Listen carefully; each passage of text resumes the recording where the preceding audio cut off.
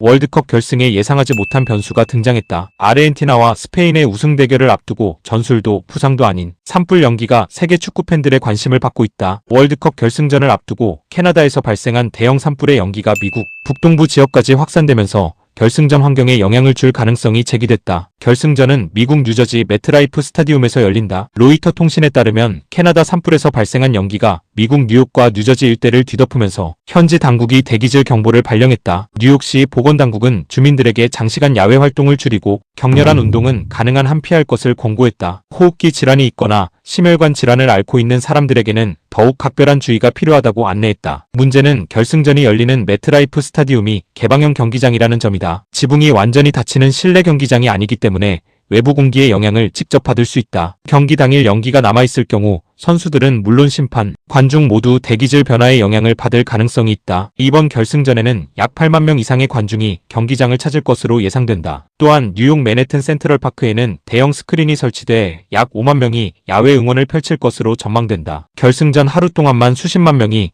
야외에서 장시간 머무를 것으로 예상되는 만큼 대기질 문제는 단순한 날씨 이슈가 아니라 안전 문제로도 연결된다. 전문가들도 우려를 나타냈다. 미국 폐협회 이사회 위원이자 호흡기내과 전문의인 빈 굽타 박사는 대기질 악화와 높은 기온이 동시에 나타날 경우 선수들의 경기력에도 영향을 줄 수 있다고 설명했다. 특히 강한 압박과 전력 질주가 반복되는 축구 경기에서는 산소 소비량이 평소보다 훨씬 많아진다. 이 때문에 미세먼지와 연기 입자가 많은 환경에서는 호흡 부담이 커질 수 있다. 굽타 박사는 선수들의 심부 체온을 최대한 낮게 유지하고 충분한 수분 공급을 통해 체온 상승과 호흡기 부담을 줄이는 것이 중요하다고 강조했다. 관중들에게도 건강 상태에 따라 마스크 착용을 권고했고 호흡기 질환이 있는 사람들은 경기장 방문 자체를 다시 고려하는 것이 좋다고 조언했다. 실제로 최근 북미에서는 산불 연기가 수천 킬로미터 이상 이동하는 사례가 반복되고 있다. 캐나다에서 발생한 산불 연기가 미국 북동부까지 확산되는 현상은 최근 몇 년 사이 여러 차례 발생했다. 기상 조건에 따라 미세먼지 농도가 급격히 높아질 수 있기 때문에 스포츠 행사에서도 환경 모니터링이 점점 중요해지고 있다. 피파 역시 상황을 예의주시하고 있다. 현재까지는 경기 일정 변경이나 연기 계획은 없는 것으로 알려졌다. 현지 조직위원회와 의료진, 기상당국이 실시간으로 대기질 변화를 확인하면서